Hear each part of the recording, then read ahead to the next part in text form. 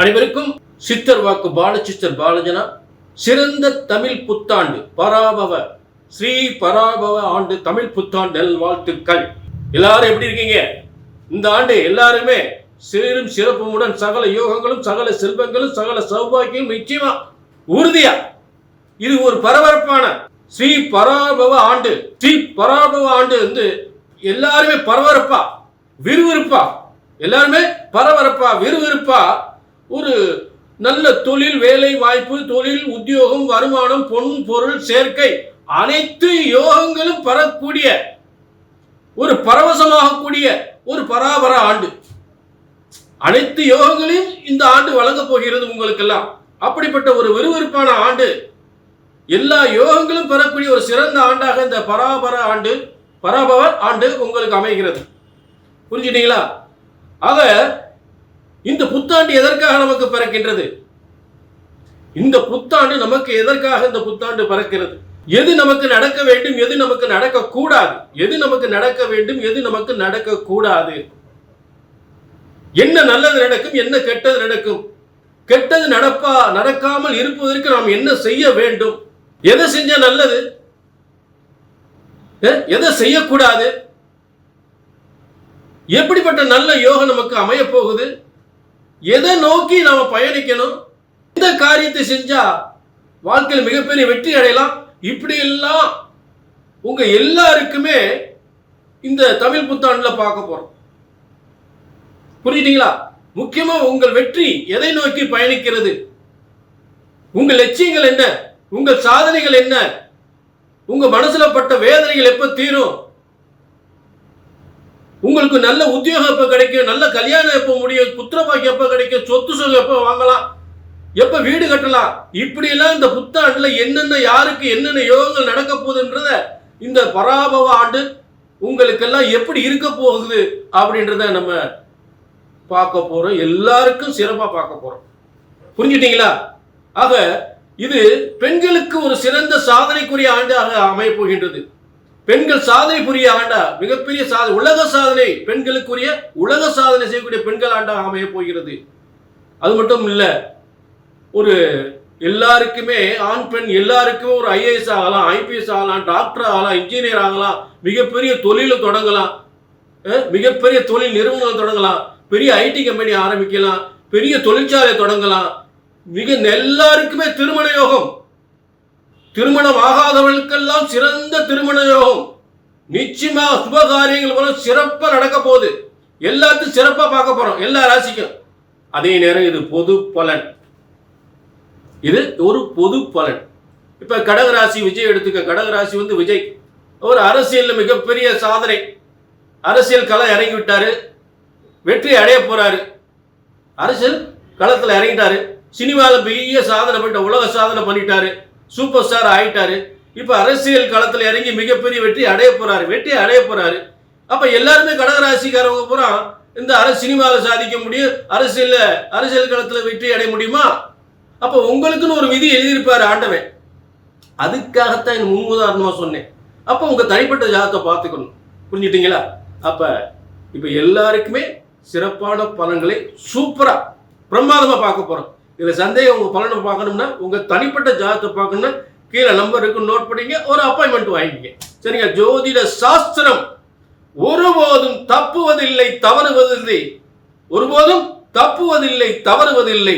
உங்கள் ஜாதகத்தை சரியாக கணித்தால் சரியாக நடக்கும். பராபவ ஆண்டு, ஸ்ரீ பராபவ ஆண்டு, அந்த தமிழ் புத்தாண்டு பலன்கள் தனுசு ராசிக்கு. தனுசு ராசி நேர்களே, எவ்வளவோ வேதனைகள், வெளியே சொல்ல முடியாத வேதனைகள்.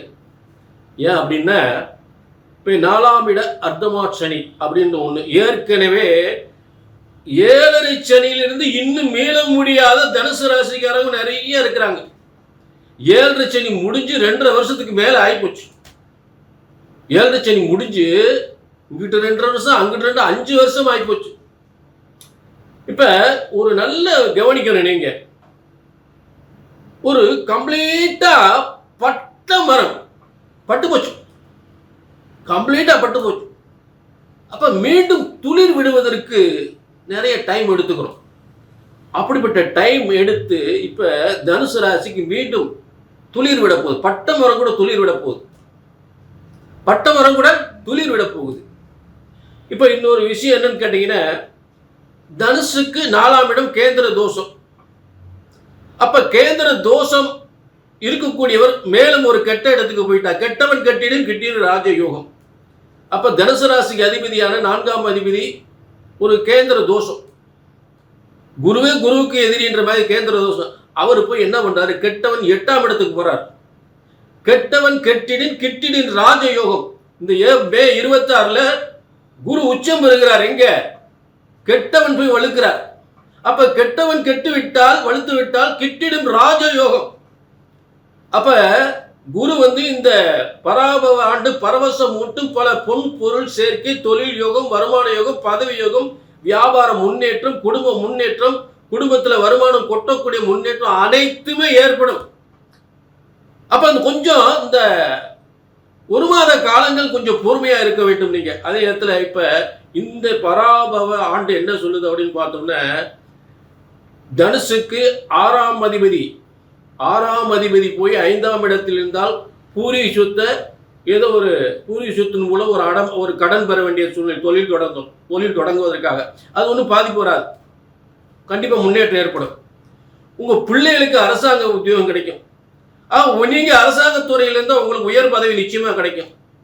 ஒரு அரசாங்கத்தில் இருக்கக்கூடியவர்களுக்கோ புதிதாக அரசாங்க உத்தியோகத்தில் தேர்வு அதற்கான முயற்சிகள் செய்யக்கூடியவர்களுக்கோ கண்டிப்பா அரசாங்க உத்தியோகம் கிடைக்கும். அரசாங்க உத்தியோகத்தில் இருக்கக்கூடியவருக்கு உயர் பதவி கிடைக்கும்.